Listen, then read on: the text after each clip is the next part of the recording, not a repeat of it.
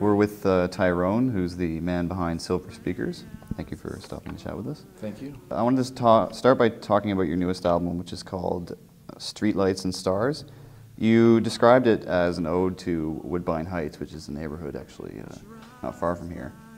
What are your thoughts on living in that area or in Toronto in general? I guess it really inspired me because when I first came to Toronto, I actually lived more kind of downtown. While that was really awesome, it also kind of felt like I was still living on a university campus.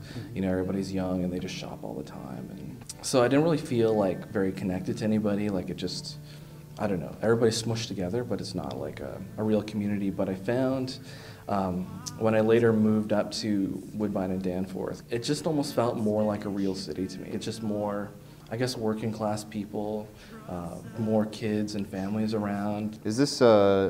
Is this album the first time you've worked in collaboration with other musicians? Yeah, like my sister-in-law, she actually sang a lot on the album. And then also another friend of mine, Ian, who's actually a very classically trained pianist. What inspired the change in name? You used to record under the name Strike the Set, if I'm not mistaken? Yep. What was the inspiration behind changing?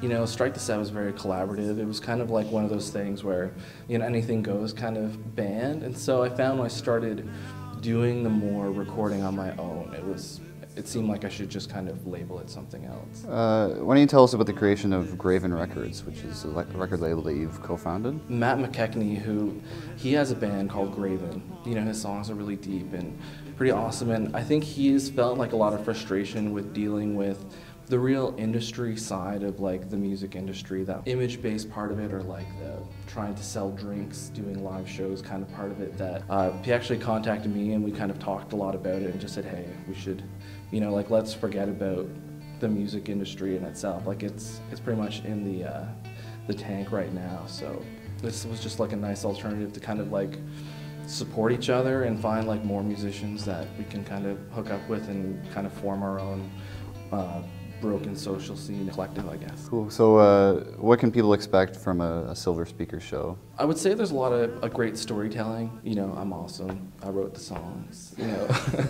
No, I would just say, yeah, it's just like a night of like storytelling and passion, and the atmosphere is like nice and intimate and everybody kind of like connects. So expect the unexpected, maybe? Yeah, expect more than you would from your typical guy with a guitar kind of show. Awesome, man. Well, I wish you the best of luck. Cool. Thank you very much.